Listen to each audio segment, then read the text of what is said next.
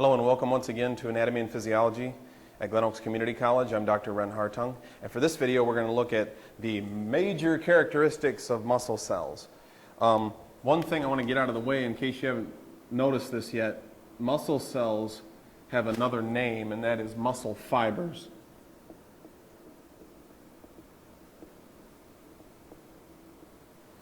So just keep in mind when I say muscle fiber, I mean muscle cell. All right, let's get into these major characteristics. The first one is responsiveness.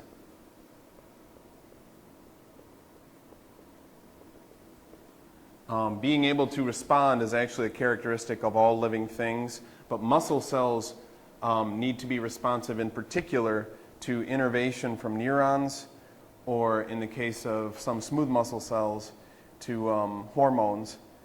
And same thing for cardiac muscle. It also needs to be responsive to some hormones. So responsiveness, conductivity.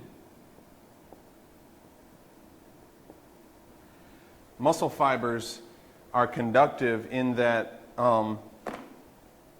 they are long, especially skeletal muscle, are very long cells, upwards of 30 centimeters or more.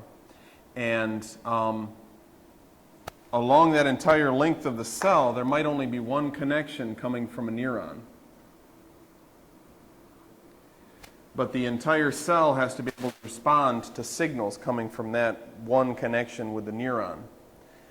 So the charge change that happens on the membrane that we'll talk about later, it'll start here where the neuron innervates the muscle, but it has to be able to move all along this entire fiber, all 30 or more centimeters of it. And that's the conductivity. It's an electrical charge change that happens in the entire muscle fiber that originates in one spot, so it has to be conducted around the entire fiber. So that's conductivity. The next one's a nice no-brainer. Contractility. This is one thing that separates muscle tissue from all of the other tissues in the body. It is capable of contraction. Quick, immediate type of contraction. Contractility. It shortens in its length.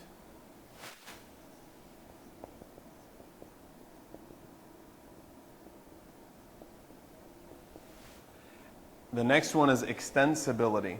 If that muscle fiber is pulled on, it needs to be able to stretch. So this basically just means it can stretch.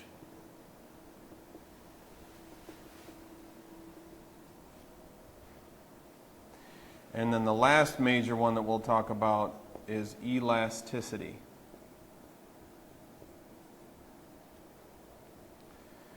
When we say that something is elastic, that it has the property of elasticity, what we mean is after being stretched, that extensibility, oops, I spelled extensibility wrong.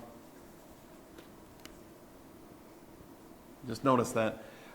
After it's been extended, once the pressure extending it is released, the fact that it comes back into its original shape is what elasticity is talking about.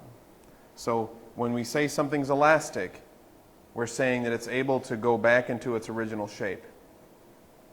Imagine I had a rubber band here and I'm stretching the rubber band. The stretching of the rubber band shows that the rubber band is extensible. When I release the pressure from the rubber band and it goes back into its original shape, that's the property of elasticity. So those are all the major properties of the muscle fibers and a quick explanation of each one. As always, if you have any questions or comments, please feel free to email or call me. And thanks once again for watching.